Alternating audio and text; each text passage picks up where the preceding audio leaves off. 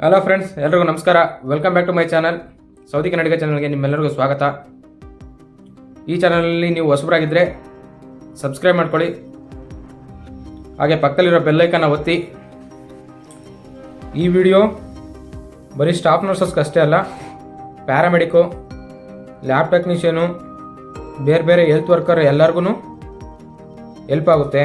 ಯಾಕೆ ಅಂತಂದರೆ ಇದರಲ್ಲಿ ಹೇಳೋ ಪ್ರೊಸೀಜರು ಎಲ್ಲದು ಆಲ್ಮೋಸ್ಟ್ ಆಲ್ ಸೇಮ್ ಇರುತ್ತೆ. ಇದೇ ಪ್ರೊಸೀಜರು ಎಲ್ಲ ಹೆಲ್ತ್ ಕೇರ್ ವರ್ಕರ್ಸ್ಗೂ ಕೂಡ ಇರುತ್ತೆ. ಈ ವಿಡಿಯೋನ ಕೊನೆವರೆಗೂ ನೋಡಿ ಸಂಪೂರ್ಣ ಮಾಹಿತಿಗಾಗಿ. ಇವತ್ತು ನಾನು ಹೇಳ್ಬೇಕು ಅಂದ್ಕೊಂಡಿರೋ ವಿಷಯ ಬಂದು ಗಲ್ಫಲ್ಲಿ ಅಂದರೆ ಸೌದಿ, ಕುವೈತು, ಕತಾರು, ಬಹ್ರೇನ್ ಮತ್ತು ದುಬೈ, ಅಬುದಾಬಿಲಿ ನೀವು ಕೆಲಸ ಮಾಡಬೇಕು, ಸ್ಟಾಫ್ ನರ್ಸ್ ಆಗಿ ಅಂತ ಅಂದ್ಕೊಂಡಿದ್ರೆ ನಿಮ್ಮದು ಎಜುಕೇಷನ್ ಏನಾಗಿರಬೇಕು, ನಿಮ್ಮ ಹತ್ರ ಯಾವ್ಯಾವ ಸರ್ಟಿಫಿಕೇಟ್ ಇರಬೇಕು, ಏನೇನು ಪ್ರೊಸೀಜರು, ಯಾವ ಎಕ್ಸಾಮ್ ಬರೀಬೇಕು, ಏನೆಲ್ಲ ಪ್ರೊಸೀಜರ್ ಇದೆ ಅದನ್ನ ಕ್ಲೀನಾಗಿ ಹೇಳ್ತಾ ಹೋಗ್ತೀನಿ. ವಿಡಿಯೋನ ಎಲ್ಲೂ ಸ್ಕಿಪ್ ಮಾಡಬೇಡಿ, ಕೊನೆವರೆಗೂ ನೋಡಿ. ಮೊದಲನೇ ವಿಷಯ ಬಂದು ಕ್ವಾಲಿಫಿಕೇಷನಲ್ಲಿ ನಿಮ್ಮದು GNM, BSc ಇಲ್ಲ ಪೋಸ್ಟ್ BSc ಇಲ್ಲ MSc ಆಗಿದ್ದರೂ ಓಕೆ. ಅದ್ರ ಜೊತೆ ಎಕ್ಸ್ಪೀರಿಯೆನ್ಸ್ ಇರಬೇಕು. ಇದೆಲ್ಲ ಕೋರ್ಸಿಂದು ನಿಮ್ಮ ಹತ್ರ ಸರ್ಟಿಫಿಕೇಟ್ ಇರಬೇಕು, ಎಲ್ಲ ಮಾರ್ಕ್ಸ್ ಕಾರ್ಡ್ಸ್ ಇರಬೇಕು. BSc ಎಲ್ಲ ಆಗಿದೆ, ಪೋಸ್ಟ್ BSc ಆಗಿದೆ, MSc ಆಗಿದೆ ಅಂದರೆ ಕಾನ್ವೊಕೇಷನ್ ಎಲ್ಲ ಇರಬೇಕು. ಎಲ್ಲ ಸರ್ಟಿಫಿಕೇಟು ಅಟೆಸ್ಟೇಷನ್ಗೆ ಬೇಕಾಗುತ್ತೆ. ಈ ಎಲ್ಲ ಸರ್ಟಿಫಿಕೇಟನ್ನು ನೀವು HRD ಅಂತ ಒಂದು ಪ್ರೋಸೆಸ್ ಇರುತ್ತೆ, ಆ ಪ್ರೋಸೆಸ್ಸಲ್ಲಿ ಅಟೆಸ್ಟೇಷನ್ ಮಾಡಿಸ್ಬೇಕಾಗುತ್ತೆ. ಎರಡನೇ ವಿಷಯ ಬಂದು ಎಕ್ಸ್ಪೀರಿಯೆನ್ಸು. ನೀವು ಯಾವುದೇ ಗಲ್ಫ್ ರಾಷ್ಟ್ರಕ್ಕೆ ಹೋಗ್ತೀರಾ ಅಂತಂದರೆ ಮಿನಿಮಮ್ 1 ರಿಂದ 2 ವರ್ಷ ಎಕ್ಸ್ಪೀರಿಯೆನ್ಸ್ ಕೇಳ್ತಾರೆ. ನಿಮ್ಮ ಎಲ್ಲ ಸರ್ಟಿಫಿಕೇಟ್ ಜೊತೆ ನಿಮ್ಮದು ಎಕ್ಸ್ಪೀರಿಯೆನ್ಸ್ ಸರ್ಟಿಫಿಕೇಟ್ ಕೂಡ ಬೇಕೇ ಬೇಕು. ಇಲ್ಲ ನಾವಿನ್ನೂ ವರ್ಕ್ ಮಾಡ್ತಾ ಇದ್ದೀವಿ ಅಂತಂದರೆ ಸ್ಟಿಲ್ ವರ್ಕಿಂಗ್ ಬೇಕು. ಮತ್ತು ಅಲ್ಲಿಂದ ನಿಮಗೆ ಎಕ್ಸ್ಪೀರಿಯೆನ್ಸ್ ಲೆಟರ್ ಸಿಗುತ್ತಾ ಅಂತ ಕನ್ಫರ್ಮ್ ಮಾಡ್ಕೊಳ್ಳಿ. ಕೆಲವು ಕಡೆ ಸ್ಕಿಪ್ ಮಾಡಿರ್ತೀರ, ಅದೆಲ್ಲ ಆದರೆ ಕಲೆಕ್ಟ್ ಮಾಡ್ಕೊಳ್ಳಿ.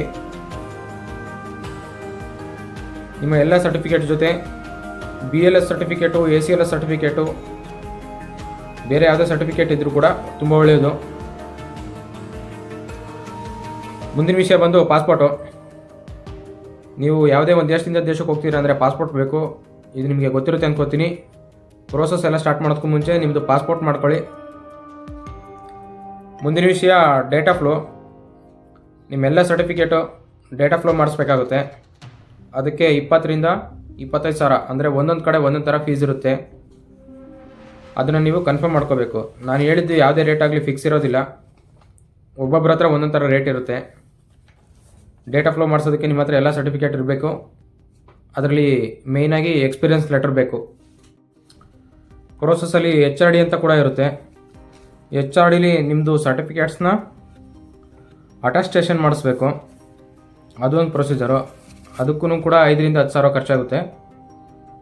ನೀವೇ ಸ್ವಂತ ಮಾಡಿಸ್ತೀರಿ ಅಂದರೆ ಇನ್ನೂ ಕಡಿಮೆ ಕೂಡ ಆಗುತ್ತೆ. ಅದಾದಮೇಲೆ ಎಲಿಜಿಬಿಲಿಟಿ. ನೀವು ಎಕ್ಸಾಮ್ ಬರಿತೀನಿ ಅಂತಂದರೆ ಎಲಿಜಿಬಿಲಿಟಿ ತೆಗೆಸ್ಬೇಕಾಗುತ್ತೆ ಸೌದಿ ಕೌನ್ಸಿಲಿಂದ. ಈ ಎಲಿಜಿಬಿಲಿಟಿ 3 ತಿಂಗಳು ವ್ಯಾಲಿಡಿಟಿ ಇರುತ್ತೆ. 3 ತಿಂಗಳು ವ್ಯಾಲಿಡಿಟಿ ಒಳಗಡೆ ನೀವು ಎಕ್ಸಾಮ್ ಬರೀಬೇಕು. ಇದು ಬೇರೆ ಬೇರೆ ರೂಲ್ಸ್ ಇರುತ್ತೆ, ಆವಾಗವಾಗ ಚೇಂಜ್ ಕೂಡ ಮಾಡ್ತಿರ್ತಾರೆ. ಅದನ್ನು ನೀವು ಕೇಳ್ಕೋಬೇಕು. ನಿಮ್ಮ ಎಲಿಜಿಬಿಲಿಟಿ ಎಲ್ಲಿ ತೆಗೆಸ್ತೀರೋ ಅಲ್ಲಿ ಕನ್ಫರ್ಮ್ ಮಾಡ್ಕೋಬೇಕು. ಅದಾದಮೇಲೆ ಎಕ್ಸಾಮ್ ಇರುತ್ತೆ. ಎಕ್ಸಾಮ್ನ ನೀವು ಇಂಡಿಯಾದಲ್ಲಿ ಬರ್ಕೊಂಬಂದರೆ ಬೆಟ್ರು. ಇಲ್ಲಿ ಬಂದಮೇಲೆ ಬರಿತೀನಿ ಅಂತಂದರೆ ಕಷ್ಟ ಆಗುತ್ತೆ. ಇಲ್ಲಿ ಬಂದಾಗ ಅಡ್ಜಸ್ಟ್ ಆಗೋದಕ್ಕೆ ಟೈಮ್ ತಗೊಳುತ್ತೆ. ಇಲ್ಲಿ ಡ್ಯೂಟಿ ಅವರ್ಸ್ ಇರುತ್ತೆ, ಮತ್ತು ಅಡುಗೆ ಮಾಡ್ಕೊಂಡು ತಿನ್ನಬೇಕು. ಇದೆಲ್ಲ ಕಷ್ಟ ಆಗ್ಬೋದು. ಮತ್ತು 3 ಅಟೆಂಪ್ಟ್ ಕೊಡ್ತಾರೆ ಇಲ್ಲಿ ಬಂದಮೇಲೆ ಕೂಡ. ನೀವು ಇಲ್ಲೇ ಬಂದು ಬರಿತೀನಿ ಅಂದರೆ 3 ಅಟೆಂಪ್ಟಲ್ಲಿ ನೀವು ಫೇಲ್ ಆದರೆ ಇಂಡಿಯಾಗೆ ವಾಪಸ್ ಹೋಗಬೇಕಾಗುತ್ತೆ. ಇಲ್ಲಿ ಬಂದಮೇಲೆ ನಿಮಗೆ ಓದ್ಕೊಳೋದಕ್ಕೆ ಟೈಮ್ ಸಿಗೋದು ಡ್ಯೂಟಿ ಅವರ್ಸ್ ಆಗಲಿ, ಮತ್ತು ಬಂದಮೇಲೆ ಅಡುಗೆ ಮಾಡ್ಕೊಂಡು ಊಟ ಮಾಡೋದಕ್ಕಾಗಲಿ, ಟೈಮ್ ಮ್ಯಾನೇಜ್ಮೆಂಟ್ ಮಾಡೋದಕ್ಕಾಗಲಿ ಕಷ್ಟ ಆಗ್ಬೋದು. ಅದರಿಂದ ಊರಲ್ಲೇ ಎಕ್ಸಾಮ್ ಬರ್ಕೊಂಡು ಬಂದರೆ ಇಲ್ಲಿ ಫ್ರೀಯಾಗಿರ್ಬೋದು. ಇಲ್ಲಾಂದರೆ ಇಲ್ಲಿ ಬಂದು ಸಫರ್ ಪಡೋದಕ್ಕಿಂತ ಮುಂಚೆ ಅಲ್ಲಿನೇ ಲೈಸೆನ್ಸ್ ತಗೊಂಡು ಎಕ್ಸಾಮ್ ಬರೀರಿ, ಬೆಟ್ರು. ಇದು ನನ್ನ ಸಜೆಷನು. ಒಂದು ಸಲ ನೀವು ಎಕ್ಸಾಮಲ್ಲಿ ಪಾಸ್ ಆಗಿದ್ದೀರಾ ಅಂತಂದರೆ ಅದಕ್ಕೆ ವ್ಯಾಲಿಡಿಟಿ ಇರುತ್ತೆ. ಸೌದಿದಾದರೆ 2 ವರ್ಷ ವ್ಯಾಲಿಡಿಟಿ ಇರುತ್ತೆ. ಅಷ್ಟರೊಳಗಡೆ ನೀವು ಸೌದಿ ಕೌನ್ಸಿಲಲ್ಲಿ ರಿಜಿಸ್ಟ್ರೇಷನ್ ಮಾಡಿಸ್ಕೋಬೇಕು. ಅದೇ ಥರ ಕುವೈತು, ಕತಾರು, ಬಹ್ರೇನ್ಗೆಲ್ಲ ಬೇರೆ ಬೇರೆ ಥರ ಇದೆ. ಅದು ಎಕ್ಸ್ಪೈರಿ ಕೂಡ ಆಗುತ್ತೆ. ಎಕ್ಸ್ಪೈರಿ ಆಗೋದ್ರೊಳಗಡೆ ನೀವು ಬಂದಿಲ್ಲಿ ಕೆಲಸ ಮಾಡಬೇಕು, ಮತ್ತು ಅದಕ್ಕೆ ರಿನ್ಯೂವಲ್ ಕೂಡ ಮಾಡಿಸ್ಕೋಬೇಕು. ನೀವು ಬರೀ ಎಕ್ಸಾಮ್ ಬರೆದ್ಬಿಟ್ಟು ಇಂಡಿಯಾದಲ್ಲಿ ಟೈಮ್ ಪಾಸ್ ಮಾಡಿದ್ರೆ ಮತ್ತೆ ಎಕ್ಸಾಮ್ ಬರೀಬೇಕಾಗುತ್ತೆ. ಈ ಒಂದು ವಿಷಯನ ಗಮನದಲ್ಲಿಟ್ಕೊಳ್ಳಿ. ಮುಂದಿನ ವಿಷಯ ಬಂದು ಸ್ಯಾಲ್ರಿ ಬಗ್ಗೆ ಹೇಳ್ಬೇಕಂತಂದರೆ ಮಿನಿಮಮ್ 80,000ದಿಂದ ಸ್ಟಾರ್ಟ್ ಆಗಿ 150,000ವರೆಗೂ ಸಿಗುತ್ತೆ ನಿಮಗೆ. ಅದು ಒಂದೊಂದು ಹಾಸ್ಪಿಟ್ಲಲ್ಲಿ ಒಂದೊಂದು ಥರ ಇರುತ್ತೆ.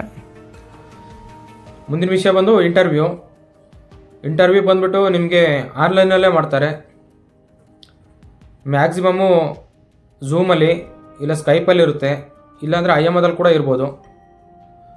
ಇಂಟರ್ವ್ಯೂದಲ್ಲಿ ನಿಮಗೆ ಏನೇನು ಕೇಳ್ಬೋದು ಅಂದರೆ ನಿಮ್ಮ ಡಿಪಾರ್ಟ್ಮೆಂಟ್ ಬಗ್ಗೆ ಕೇಳ್ತಾರೆ. ನೀವು ಯಾವ ಡಿಪಾರ್ಟ್ಮೆಂಟಲ್ಲಿ ಕೆಲಸ ಮಾಡಿದ್ದೀರಾ, ಯಾವ ಡಿಪಾರ್ಟ್ಮೆಂಟಲ್ಲಿ ನಿಮ್ಗೆ ಎಕ್ಸ್ಪೀರಿಯೆನ್ಸ್ ಇದೆ, ನಿಮಗೇನು ಎಕ್ಸ್ಪೀರಿಯೆನ್ಸ್ ಇದೆಯೋ ಅದ್ರ ಬಗ್ಗೆ ಕೇಳ್ಬೋದು. ಮತ್ತು ನಮ್ಮ ನರ್ಸಿಂಗ್ ಬಗ್ಗೆನೇ ಇರುತ್ತೆ, ಬೇರೇನೂ ಇರೋದಿಲ್ಲ ಇಂಟರ್ವ್ಯೂದಲ್ಲಿ. ನಿಮ್ಮ ಇಂಗ್ಲೀಷ್ ನಾಲೆಡ್ಜ್ ಕೂಡ ಚೆಕ್ ಮಾಡ್ಬೋದು ಇದರಲ್ಲಿ. ಗಲ್ಫಲ್ಲಿ 2 ಥರ ಇದೆ ಸ್ಟಾಫ್ ನರ್ಸ್ ಆದ ಕೆಲಸ, ಒಂದು ಹಾಸ್ಪಿಟ್ಲು ಮತ್ತು ಇಂಡಸ್ಟ್ರಿಯಲ್ ಸೈಡು. ನೀವೇನಾದರೂ ಹುಡುಗರಾಗಿದ್ದರೆ ಇಂಡಸ್ಟ್ರಿಯಲ್ ಸೈಡ್ ಕೂಡ ಹೋಗ್ಬೋದು. ಇಂಡಸ್ಟ್ರಿಯಲ್ ಸೈಡ್ ಕೂಡ ಸ್ವಲ್ಪ ಸ್ಯಾಲ್ರಿ ಚೆನ್ನಾಗಿರುತ್ತೆ. ಡ್ಯೂಟಿ ಅವರ್ಸು ತುಂಬ ಡಿಫ್ರೆಂಟಾಗಿರುತ್ತೆ. ಹಾಸ್ಪಿಟ್ಲಿಗೂ ಮತ್ತು ಇಂಡಸ್ಟ್ರಿಯಲ್ ಸೈಡಲ್ಲಿ ತುಂಬ ಡಿಫ್ರೆಂಟಾಗಿರುತ್ತೆ. ಓವರ್ ಟೈಮ್ ಕೂಡ ಇರ್ಬೋದು. ಅದನ್ನು ನೀವು ನಿಮ್ಮ ಆಫರ್ ಲೆಟ್ರಲ್ಲಿ ಕನ್ಫರ್ಮ್ ಮಾಡ್ಕೋಬೇಕು. ಒಂದೊಂದು ಕಂಪ್ನಿ ಒಂದೊಂದು ಹಾಸ್ಪಿಟ್ಲಲ್ಲಿ ತುಂಬ ಡಿಫ್ರೆಂಟಾಗಿರುತ್ತೆ. ಇಂಡಸ್ಟ್ರಿಯಲ್ ನರ್ಸಾಗಿ ಬರ್ತೀನಿ ಅಂತಂದರೆ ಸಿಟಿಯಿಂದ ತುಂಬ ದೂರ ಇರುತ್ತೆ. ಕೆಲವು ಸಲ 100 ಕಿಲೋಮೀಟರ್ ಇರ್ಬೋದು, ಕೆಲವು ಸಲ 500 ಕಿಲೋಮೀಟರ್ ಇರ್ಬೋದು, ಕೆಲವು ಸಲ 1000 ಕಿಲೋಮೀಟರ್ ಕೂಡ ಹೋಗಿರ್ತೀವಿ ನಾವು. ಸಿಟಿಯಿಂದ ಎಷ್ಟು ದೂರ ಇರ್ತೀವಿ ಅಂತ ನಮಗೆ ಗೊತ್ತಿಲ್ಲ, ಅಷ್ಟು ದೂರದಲ್ಲಿ ಇರುತ್ತೆ. ನೀವೇನಾದರೂ ಫ್ಯಾಮಿಲಿ ಜೊತೆ ಬರ್ತೀರಾ ಅಂತಂದರೆ ತುಂಬ ಕಷ್ಟ ಆಗುತ್ತೆ. ಫೀಮೇಲ್ಸ್ಗೆ ಹಾಸ್ಪಿಟ್ಲ್ ಫಿಕ್ಸು, ಹಾಸ್ಪಿಟ್ಲ್ ಇರುತ್ತೆ, ಕ್ಲಿನಿಕ್ಸ್ ಇರುತ್ತೆ. ಡ್ಯೂಟಿ ಅವರ್ಸ್ ಬಗ್ಗೆ ಹೇಳಬೇಕು ಅಂತಂದರೆ ಮಿನಿಮಮ್ 8 ಅವರ್ಸ್ ಡ್ಯೂಟಿ ಮಾಡಬೇಕು. ಅದ್ರ ಮೇಲೆ ಮಾಡಿದ್ರೆ ನಿಮಗೆ ಓವರ್ ಟೈಮ್ ಅಂತ ಇರುತ್ತೆ. ಅದು ಪ್ರತಿ ಹಾಸ್ಪಿಟ್ಲಲ್ಲೂ ಪ್ರತಿ ಕಂಪ್ನಿಲೂ ಬೇರೆ ಆಗುತ್ತೆ.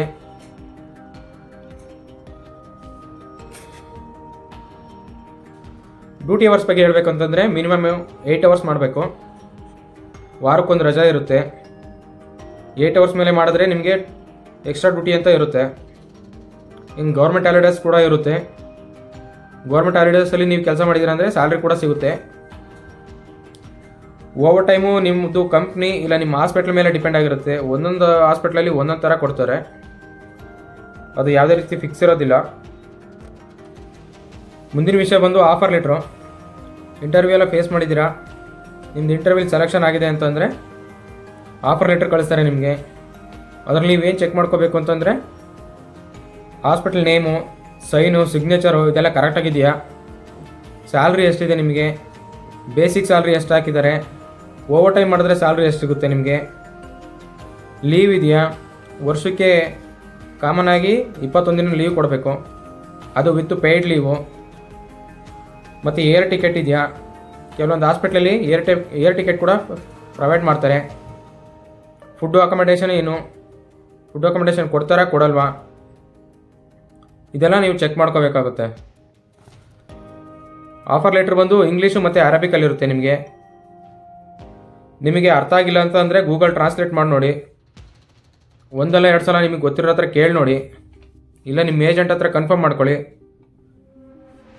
ಇದೇ ಬೇಸಿಕ್ ಸ್ಯಾಲ್ರಿನ ಇಲ್ಲ ಟೋಟಲ್ ಸ್ಯಾಲ್ರಿ ಇದಿಷ್ಟ, ಬೇಸಿಕ್ ಸ್ಯಾಲ್ರಿನೇ ಬೇರೆ ಮತ್ತು ಓವರ್ ಟೈಮೇ ಬೇರೆ ಕೊಡಬೇಕು, ಅದೆಲ್ಲ ಇದರಲ್ಲಿ ಮೆನ್ಷನ್ ಮಾಡಿದ್ದಾರಾ, ಫುಡ್ ಅಕಾಮಡೇಷನ್ದು ಮೆನ್ಷನ್ ಮಾಡಿದ್ದಾರಾ, ಲೀವ್ ಬಗ್ಗೆ ಇದೆಯಾ, ಏರ್ ಟಿಕೆಟ್ ಪ್ರೊವೈಡ್ ಮಾಡ್ತಾರಾ ಲೀವಲ್ಲಿ. ಮತ್ತೊಂದು ವಿಷಯ ಫುಡ್ ಅಕಾಮಡೇಷನು. ನಿಮಗೆ ಹಾಸ್ಪಿಟ್ಲು ಇಲ್ಲ ಕಂಪ್ನಿ ಕಡೆಯಿಂದ ಫುಡ್ ಅಕಾಮಡೇಷನ್ ಕೊಡ್ತಿದ್ದಾರಾ, ಅದಕ್ಕೆ ಡಿಡಕ್ಷನ್ ಎಷ್ಟು ಮಾಡ್ತಾರೆ, ಫುಡ್ ಕೊಡ್ತಿದ್ದಾರಾ ಇಲ್ಲ ಅಕಾಮಡೇಷನ್ ಕೊಡ್ತಿದ್ದಾರಾ. ಕೆಲವೊಂದು ಹಾಸ್ಪಿಟ್ಲಲ್ಲಿ ಫುಡ್ ಅಷ್ಟೇ ಕೊಡ್ತಾರೆ, ಕೆಲವೊಂದು ಹಾಸ್ಪಿಟ್ಲಲ್ಲಿ ಅಕಾಮಡೇಷನ್ ಕೊಡ್ತಾರೆ. ಫುಡ್ ನೀವೇ ಕುಕ್ ಮಾಡ್ಕೋಬೇಕಾಗುತ್ತೆ. ಅಕಾಮಡೇಷನ್ಗೆ ಕಟ್ ಮಾಡ್ಕೋತಾರೆ. ಎಷ್ಟು ಡಿಡಕ್ಟ್ ಮಾಡ್ತಿದ್ದಾರೆ, ಎಷ್ಟು ಡಿಡಕ್ಷನ್ ಮಾಡ್ಬೋದು ಅದನ್ನೆಲ್ಲ ಕೇಳ್ಕೊಳ್ಳಿ. ಒಂದು ಆಫರ್ ಲೆಟ್ರ್ ನಿಮ್ಮ ಹತ್ರ ಇದೆ ಅಂತಂದರೆ ಅದಕ್ಕೆ ನೀವು ಸೈನ್ ಮಾಡೋದಕ್ಕೂ ಮುಂಚೆ ಇವೆಲ್ಲ ವಿಷಯಗಳನ್ನ ಕನ್ಫರ್ಮ್ ಮಾಡ್ಕೋಬೇಕು. ಆಫರ್ ಲೆಟ್ರಲ್ಲಿ ನೀವೇನು ಕನ್ಫರ್ಮ್ ಮಾಡ್ಕೋಬೇಕು ಅಂತಂದರೆ ನೀವು ಇಂಟರ್ವ್ಯೂ ಅಟೆಂಡ್ ಮಾಡಿದ್ದು ಹಾಸ್ಪಿಟ್ಲು ನೇಮ್ ಇದರಲ್ಲೇ ಇದೆಯಾ, ಸೇಮ್ ಕಂಪ್ನಿನ ಇಲ್ಲ ಬೇರೆ ಬೇರೆ ಕಂಪ್ನಿನ. ಯಾಕೆ ಹೇಳ್ತೀನಿ ಅಂತಂದರೆ ಇಲ್ಲಿ ಬಂದಮೇಲೆ ನಿಮ್ಮನ್ನು ಬೇರೆ ಬೇರೆ ಕಂಪ್ನಿಗೆ ಕಳಿಸ್ತಾರೆ. ಹಾಗಾಗಿ ಈ ವಿಷಯನ ನೀವು ಚೆಕ್ ಮಾಡ್ಕೋಬೇಕು. ಅದರಲ್ಲಿ ಕಾಂಟ್ರಾಕ್ಟ್ ಪೀರಿಯಡ್ ಎಷ್ಟಿದೆ, ಎಷ್ಟು ವರ್ಷ ಕಾಂಟ್ರಾಕ್ಟು, ನಿಮ್ಗೆ ಅರ್ಥ ಆಗಿಲ್ಲ ಅಂತಂದರೆ ಗೊತ್ತಿರೋನ ಯಾರನ್ನಾದ್ರೂ ಕೇಳಿ. ಯಾಕೆ ಅಂತ ಹೇಳಿದ್ರೆ ಆಫರ್ ಲೆಟ್ರಲ್ಲೇ ಬೇರೆ ಹೆಸರು ಇರುತ್ತೆ, ಆದರೆ ನೀವು ಇಲ್ಲಿ ಬಂದಮೇಲೆ ಬೇರೆ ಕಂಪ್ನಿಲಿ ಕೆಲಸ ಮಾಡಬೇಕಾಗುತ್ತೆ. ಕೆಲವು ಸಲ ಬೇರೆ ಹಾಸ್ಪಿಟ್ಲಲ್ಲಿ ಕೂಡ ಕಳಿಸ್ತಾರೆ. ಅದನ್ನೆಲ್ಲ ನೀವು ಮುಂಚೆನೇ ಕನ್ಫರ್ಮ್ ಮಾಡ್ಕೋಬೇಕು.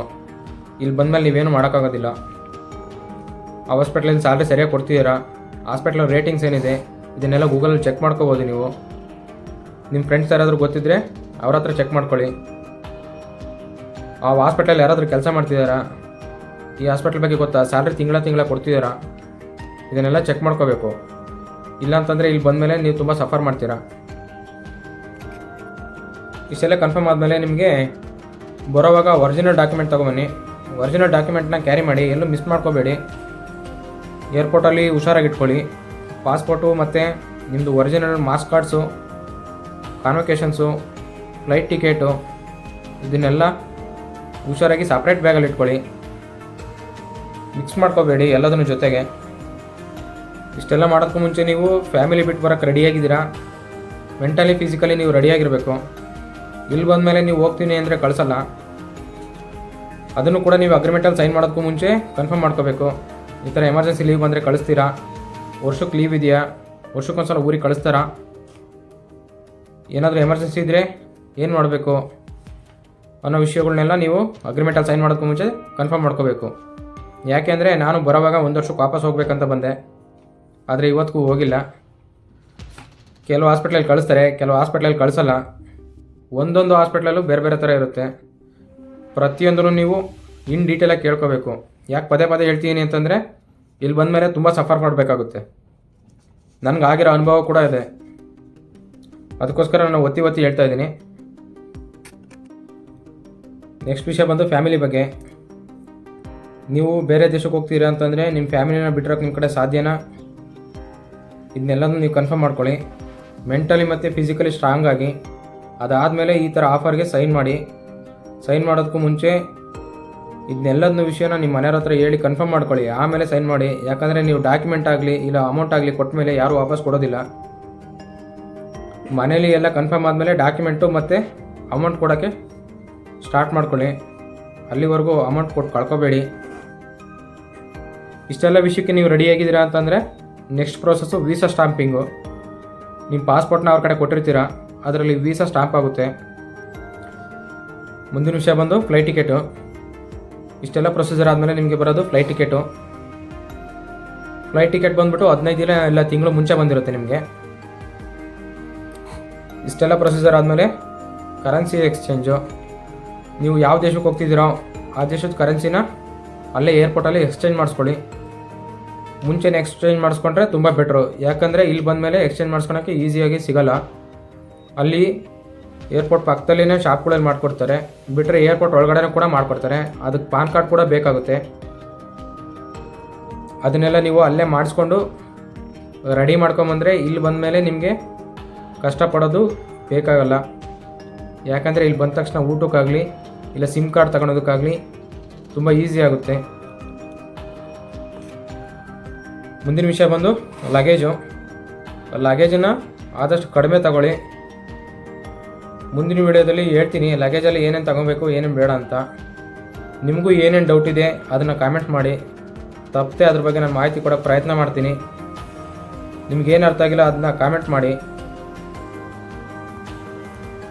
ಇಷ್ಟೆಲ್ಲ ಮಾಹಿತಿನೂ ನಾನು ನಿಮಗೆ ಯಾಕೆ ಹೇಳಿದೆ ಅಂತಂದರೆ, ನಾನು ಬರಬೇಕಾದ್ರೆ ನನಗೆ ಯಾವುದೇ ರೀತಿ ಗೈಡೆನ್ಸ್ ಸಿಕ್ಕಿರಲಿಲ್ಲ. ನನಗೆ ಕೊನೆಗೆ ಎಲ್ಲ ಆದಮೇಲೆ ಅವಿನಾಶ್ ಕೊಟ್ಟಿಯನ್ ಅಂತ ಒಬ್ಬರು ಫ್ರೆಂಡ್ಸ್ ಸಿಕ್ಕರು. ಅವ್ರು ನಂಗೆ ತುಂಬ ಹೆಲ್ಪ್ ಮಾಡಿದ್ರು, ತುಂಬ ಗೈಡ್ ಕೂಡ ಮಾಡಿದ್ರು. ಯಾವ ಥರ ಮಾಡಬೇಕು, ಏನು ಮಾಡಬೇಕು, ಎಲ್ಲೆಲ್ಲಿ ಹೇಗಿರುತ್ತೆ ಅದ್ರ ಬಗ್ಗೆ ಎಲ್ಲ ತುಂಬ ತಲೆ ತಿಂದ್ಬಿಟ್ಟೆ ನಾನು ಅವ್ರಿಗೆ ಈ ವಿಡಿಯೋ ಮೂಲಕ ಒಂದು ಥ್ಯಾಂಕ್ಸ್ ಹೇಳ್ತೀನಿ. ನೀವು ಕೂಡ ನೀವು ಬರೋದಕ್ಕೂ ಮುಂಚೆ ಒಂದು ಸಲ ಯೋಚನೆ ಮಾಡಿ ಆಮೇಲೆ ಸೈನ್ ಮಾಡಿ. ಆಮೇಲೆ ಇಲ್ಲಿ ಕಾಂಟ್ರಾಕ್ಟಲ್ಲಿ ತಗಲಾಕೊಂಡ್ಮೇಲೆ ನೀವೇನು ಮಾಡೋಕ್ಕಾಗೋದಿಲ್ಲ. ಅಪ್ಪ ಅಮ್ಮ ಮನೆ ಹೆಂಡತಿ ಮಕ್ಕಳು ಇವರೆಲ್ಲ ನೆನಪಾಗೇ ಆಗ್ತಾರೆ. ಆವಾಗ ನೀವು ವಾಪಸ್ ಹೋಗ್ತೀನಿ ಅಂದರೆ ಆಗೋದಿಲ್ಲ. ಅದಕ್ಕೆ ಮುಂಚೆನೇ ಒಬ್ಬರಲ್ಲ ಅಂದರೆ 4 ಜನ ಕೇಳಿ ಕನ್ಫರ್ಮ್ ಮಾಡ್ಕೊಳ್ಳಿ. ಯಾಕೆಂದರೆ ಮಲಯಾಳೀಸು ಅವ್ರಿಗೆಲ್ಲ ಬೇರೆ ಬೇರೆ ಫ್ರೆಂಡ್ಸ್ ಇರ್ತಾರೆ, ಸಿಕ್ಕಾಪಟ್ಟೆ ಫ್ರೆಂಡ್ಸ್ ಇರ್ತಾರೆ, ಯಾರಾದರೂ ಒಬ್ರು ಇರ್ತಾರೆ. ಆದರೆ ನಮ್ಮ ಕನ್ನಡದವ್ರಿಗೆ ತುಂಬ ರೇರು. ನಮ್ಮ ಕನ್ನಡದವ್ರಿಗೆ ಹೆಲ್ಪ್ ಆಗಲಿ ಅಂತ ಈ ವಿಡಿಯೋ ಮಾಡಿದ್ದೀನಿ. ನಿಮ್ಮ ಫ್ರೆಂಡ್ಸ್ ಕೂಡ ಯಾರಾದರೂ ನರ್ಸಿಂಗ್ ಮಾಡ್ತಾಯಿದ್ರೆ, ಇಲ್ಲ ನರ್ಸಿಂಗ್ ಮಾಡಿರೋರು ಇದ್ದರೆ, ಇಲ್ಲ ಇಲ್ಲಿಗೆ ಬರಬೇಕು ಗಲ್ಫ್ ಕಂಟ್ರಿಗೆ, ಸೌದಿ, ಒಮನು, ದುಬೈ ಇಲ್ಲೆಲ್ಲ ಬರಬೇಕು ಅಂದ್ಕೊಂಡಿದ್ರೆ ಈ ವಿಡಿಯೋನ ಅವ್ರಿಗೆ ಶೇರ್ ಮಾಡಿ. ನಿಮ್ಗೇನೇ ಡೌಟ್ಸ್ ಇದ್ದರೂ ಕಾಮೆಂಟ್ ಮಾಡಿ. ಮುಂದಿನ ವಿಡಿಯೋದಲ್ಲಿ ನಾನು ನಿಮಗೆ ಇಲ್ಲಿ ಜಾಬ್ ಓಪನಿಂಗ್ಸ್ ಬಗ್ಗೆ ಹೇಳ್ತೀನಿ. ಜಾಬ್ ಆಪರ್ಚುನಿಟಿಗಳು ಯಾವ ಥರ ಇರುತ್ತೆ, ಸ್ಯಾಲ್ರಿ ಎಷ್ಟು, ಅದನ್ನೆಲ್ಲದೂ ನಾನು ಮುಂದಿನ ವಿಡಿಯೋದಲ್ಲಿ ಹೇಳ್ತೀನಿ. ಮುಂದಿನ ವಿಡಿಯೋದಲ್ಲಿ ಗಲ್ಫ್ ಕಂಟ್ರಿಲಿ ಏನೇನು ಕೆಲಸ ಇರುತ್ತೆ, ಯಾವ ಕೆಲಸ ಮಾಡ್ಬೋದು, ನಿಮ್ಮ ಎಜುಕೇಷನ್ಗೆ ಏನೇನು ಕೆಲಸ ಸಿಗುತ್ತೆ, ಏನೇನು ಎಜುಕೇಷನ್ ಇದ್ದರೆ ಏನೇನು ಕೆಲಸ ಸಿಗುತ್ತೆ, ಡ್ರೈವರ್ಸ್ ಜಾಬ್ ಬಗ್ಗೆ, ಜನರಲ್ ವರ್ಕರ್ ಬಗ್ಗೆ, ಸಿವಿಲ್ ವರ್ಕ್ ಬಗ್ಗೆ, ಇದೆಲ್ಲದ್ರ ಬಗ್ಗೆ ಮಾಹಿತಿ ತಿಳಿಸ್ತೀನಿ.